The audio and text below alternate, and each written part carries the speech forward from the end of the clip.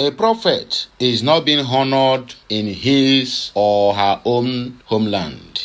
Nnamdi Kanu is the reason Nigeria not yet Islamized. Retired General or retired Army Commander T.Y. Danjuma Zamani petitioned UK Parliament over Mazen Nnamdi Kanu's issue. Another headline that is going to burst your bubble. This one is the fulfillment of prophecy OJUKWU gave since 1968. What did he tell GOWON? He said that you will be alive and watch your own people slaughtered for no reason.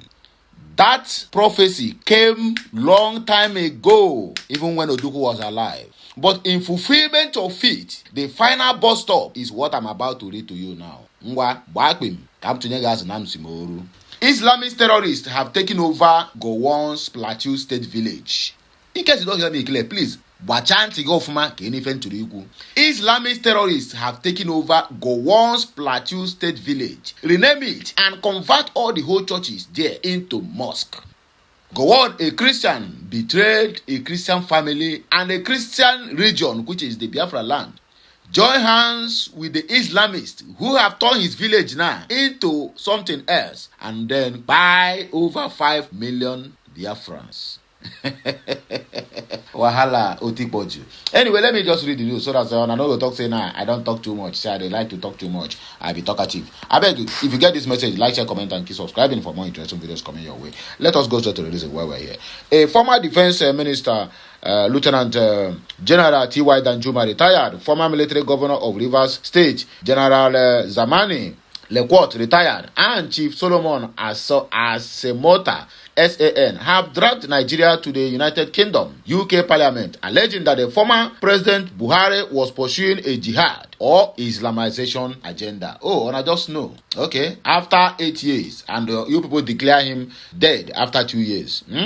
They told the UK Parliament that the Buhari was not serious about tackling insecurity arising from Boko Haram, insurgency, and herdsmen farmers crisis in the country. You want to send him to, you want to report him to, I don't understand, where he must have dead. Hey, God, may God have mercy upon these people, sir.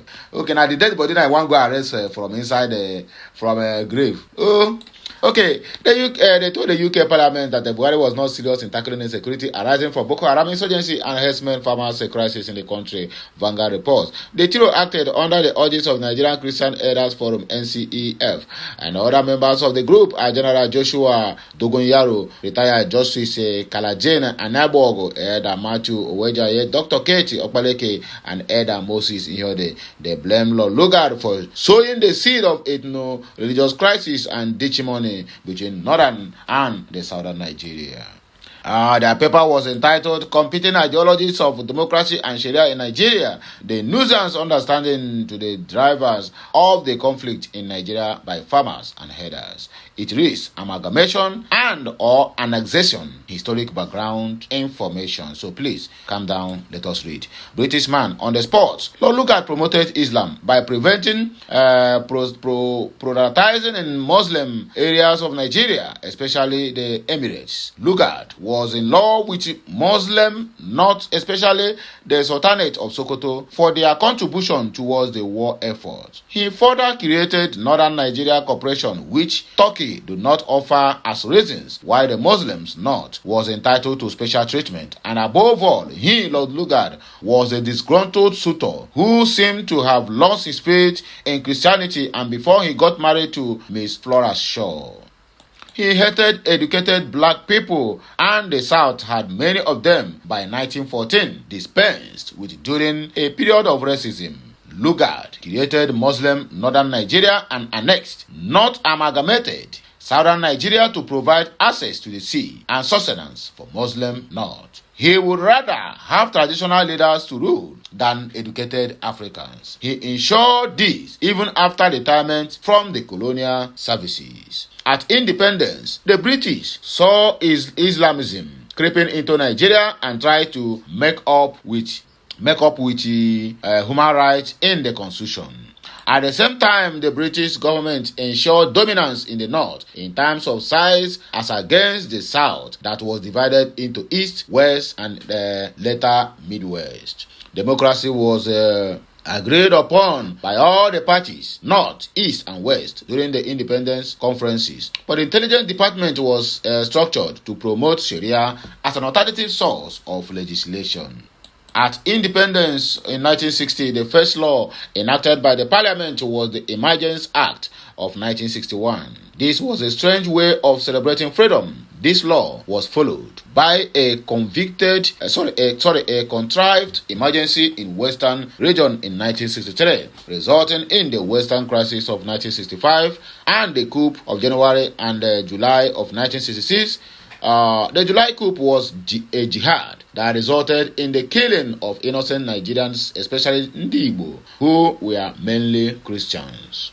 This jihad resulted in the pogrom that led to the civil war of 1967 to 1970. The jihad continued with the Metatassin riots, which was supposed to be between Muslim sects, but in reality provided an excuse to attack and kill Ndibo, especially the shop owners, and their shops were looted.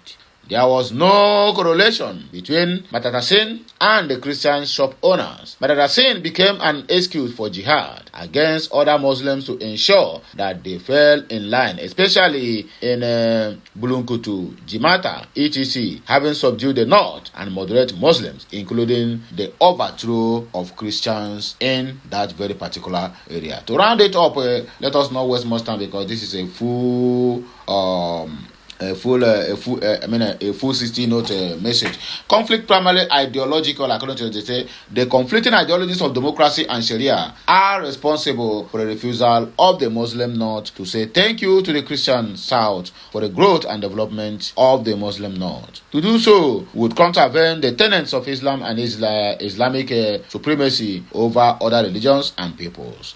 In the paper of the National Christian Elders Forum titled Testimony of Hope in Democracy of May 17 of 2019, we suggested that Boko Haram and Fulani herdsmen are perceived solutions to what northern Muslim elite and student groups saw as instruments for solidifying an Islamic identity in the face of continuing Christian advances in the Nigeria country. It is time that the peoples of Nigeria and the UK appreciate that the democracy and Sharia is incompatible. What Nigeria needs is democracy. It will be very clear that Sharia is no match for democracy with respect to life being more abundant. Unfortunately, Britain seems to have been taken over by Muslims and very soon would need help. If they do not appreciate that, it is an ideology, Sharia, that is staring them in the face. That is the fall of UK. Okay, Islamist terrorists take over GOWON's Plateau State village, rename it and convert church into mosque. Bandits are reportedly taking over a village in the Mushere Chiefdom, Boko's local government area of Plateau State, driving out residents and changing the identity of the community. The attackers were said to have renamed the village and converted the local church into a mosque after forcing villagers to flee. Consequently, the incident has left many families displaced and without access to their farmlands and homes. A community leader, Amos Geyang, revealed this while speaking at a charity event organized by the Plateau Unit Foundation in Jos on Sunday. According to him, the attack came as a shock to the people who had lived peacefully with Fulani settlers in the area for years. Fulani settlers, they don't have land. He said the bandits stormed the village without warning, killed more than 10 residents, and took control of the community. Gayang said many survivors are now scattered across the displacement camps, struggling to survive in poor conditions. Some families, he added, had been forced to beg in order to feed their children. He described how the attackers seized farms, animals, and homes after pushing everyone out of the village. He also said the renaming of the community and the conversion of the church symbolizes a complete takeover of their ancestral lands.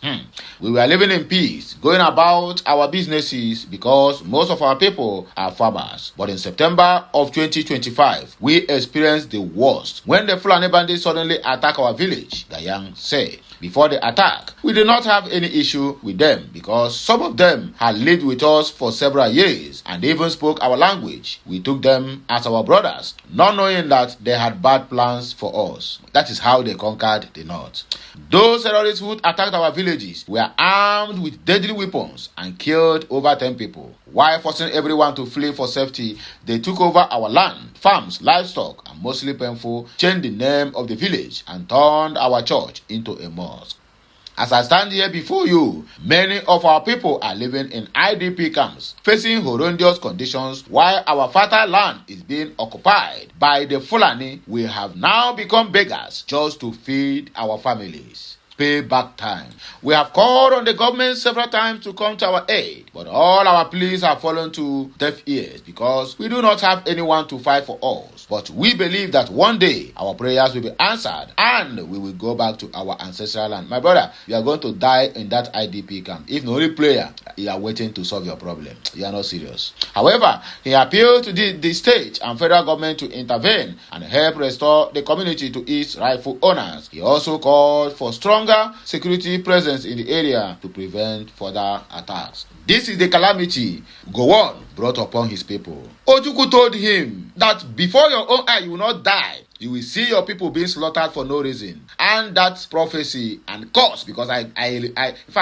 regard it as curse upon GOWON, have manifested. That is a very heavy curse. His own village have been taken over. People have been sent out of their villages, out of their ancestral lands, with their farmlands ready to harvest. Then foreigners, I repeat, foreigners who don't have land are now chasing the indigents, and the government is complicit. The government fold their arms and watch why people from Senegal, Mali, and the rest of them are the ones now occupying the ancestral lands of the so-called Nigerians, who keep on shouting one Nigeria, but what they get in return, my brother, the reverse is the case. GOWON. The calamity you brought upon your people will never allow you. When you die, you will never have rest of mind. In fact, you can never die well. If you like, you die today or tomorrow, it's up to you. My people, I beg, make gonna help me to share this message. I will come back later. Okay, Messian.